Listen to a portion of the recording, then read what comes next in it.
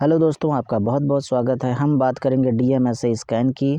तो ये है कुछ जांचें जो बहुत ही ज़्यादा गोल्ड स्टैंडर्ड में आती हैं डायग्नोसिस के लिए। तो डीएमएसए है और ये जनरली होता है पेडियाट्रिक में किया जाता है। पेडियाट्रिक में इसको सेफ भी थोड़ा सा ज़्यादा रिकमेंड किया जाता है।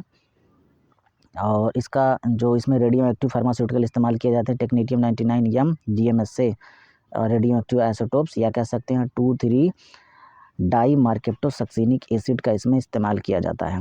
और इस मेडिसिन का कुछ हाफ़ लाइफ होता है जो 6 घंटे होता है। फिजिकल हाफ़ लाइफ इसकी 6 घंटे होती है और उसके बाद बायोलॉजिकल हाफ़ लाइफ इसकी 2.5 से 3.5 घंटे होती है। उसके बाद फार्मास्यूटिकल की जो काइनेटिक्स है यानी फार्माकोकाइनेटिक्स होती है वो लगभग मतलब कुछ समय के बाद वो ख़त्म हो जाती है इस तरीके से, और उसी अंतराल में मतलब स्कैन कर लिया जाता है। तो जनरली गाइस इसमें होता क्या है कि इसमें दो चीज़ होती हैं जो हार्मफुल भी होती हैं बॉडी के लिए। जनरली मतलब डॉक्टर तो कहते हैं नुकसान नहीं करता, मगर नुकसान करता है। आप इसको समझ सकते हैं। पहली बात तो इसमें गामा कैमरे का इस्तेमाल किया जाता है। गामा कैमरे से जो गामा किरणें निकलती हैं, तो गामा किरणों की मदद से चित्र लिया जाता है किडनी का, यूरेटर का और पूरा किडनी के सिस्टम का, ब्लैडर का। तो इसमें गामा किरणें यूज़ होती हैं और साथ में जो रेडियो एक्टिव आइसोटोप्स होते हैं जो इंजेक्शन के ज़रिए बॉडी में डाले जाते हैं, साथ में यूरिन आउटफ्लो को बढ़ाने के लिए लाइसिक्स यानी फ्यूरासेमाइड का भी इस्तेमाल किया जाता है। ये भी इंजेक्शन होता है। तो रेडियो एक्टिव का इंजेक्शन देने के बाद फ्यूरासेमाइड या लाइसिक्स का भी इस्तेमाल करते हैं। तो ये यूरिन आउटपुट को बढ़ा देता है जिसके द्वारा चित्र बहुत अच्छी तरीके से लिया जाता है। तो इसमें 2 चीज़ें होती हैं। पहली बात तो रेडिएशन होता है।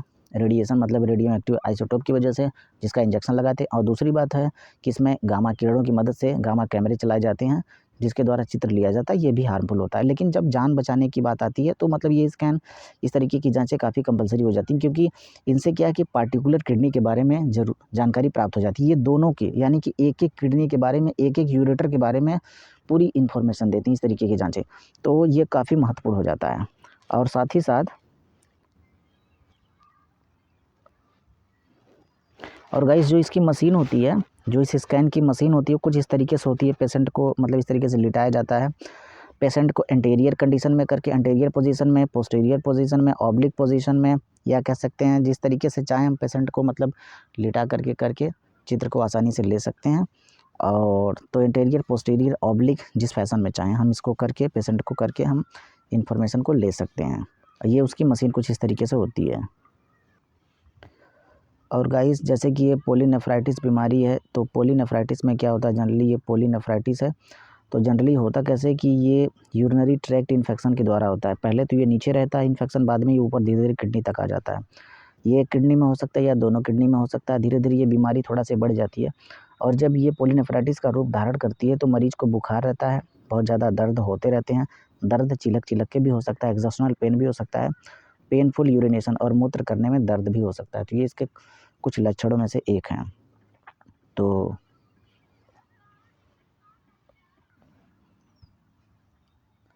और गाइस यहाँ पे काफ़ी साफ लिखा हुआ है, जैसे कि यहाँ पे इन्फ्लेमेशंस हो गए, यहाँ पे स्कारिंग हो गई, और जो इसका कॉर्टेक्स है ये एट्रोफी हो गया है, और जो इसके पेल्विस होते हैं, रीनल पेल्विस होते हैं, ये डिस्टेंड हो जाते हैं। तो इस तरीके से ख़राब होने लगता है, किडनी बहुत ज़्यादा ख़राब हो जाती है इस तरीके से। और अगला चित्र अगर देखेंगे तो उसमें कुछ इस तरीके का चित्र है। तो ये पॉलीसिस्टिक किडनी डिजीज़ है। ये नॉर्मल किडनी है, ये पॉलीसिस्टिक है। तो ये पूरा डैमेज हो जाता है, पूरा ख़राब हो जाता है, नेक्रोसिस हो गया है। और इसमें क्या है कि इसको काट के निकालने में ही भलाई होती है, इस तरीके से हो जाता है। और साथ ही साथ और इसमें होता क्या है कि मतलब जैसे कि जब वो डैमेज होने लगती है किडनी, तो चाहे तो हाइपरटेंशन की वजह से हो, उसमें हाइपरटेंशन भी हो सकता है जिसको कहते हैं एचटीएन। हाइपरटेंशन की वजह से हो, या प्रोटीनूरिया भी होने लगता है, प्रोटीन बाहर निकलने लगता है, या कह सकते हैं डब्ल्यूबीसी भी निकलने लगता है। तो ग्लोमेरुलर प्रोटीनूरिया और ट्यूबुलर प्रोटीनूरिया इसमें होती है। जिस तरीके से मतलब वीकनेस होने लगता है बॉडी में, बहुत ज़्यादा कमज़ोरी हो जाती है, और सप्लीमेंट की कमी की वजह से ये सब होता रहता है।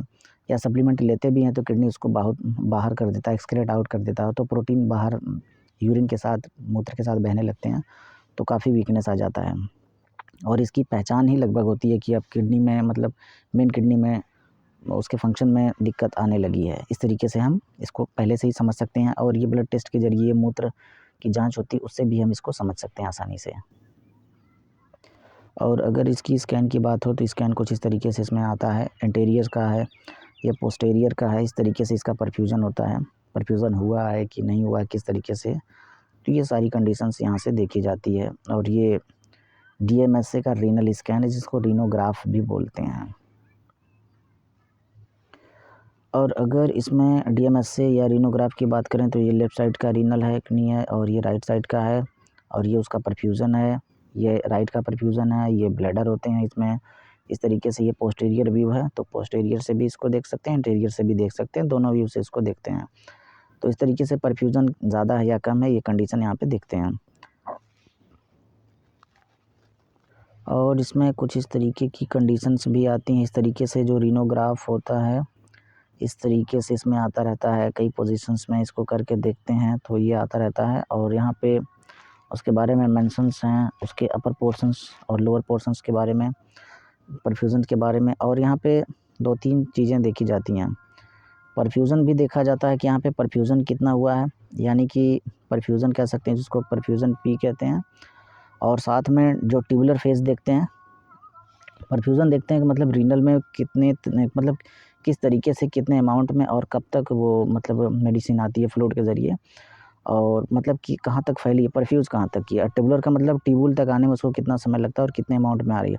साथ में एक्सक्रेशन देखते हैं, तो एक्सक्रेशन में क्या है कि वो जो उत्सर्जी पदार्थ होते हैं, बॉडी में जितने भी टॉक्सिन बनते हैं वो उत्सर्जन के द्वारा, चाहे कोई भी मेडिसिन हो, तो उत्सर्जन के द्वारा वो बाहर निकलते हैं।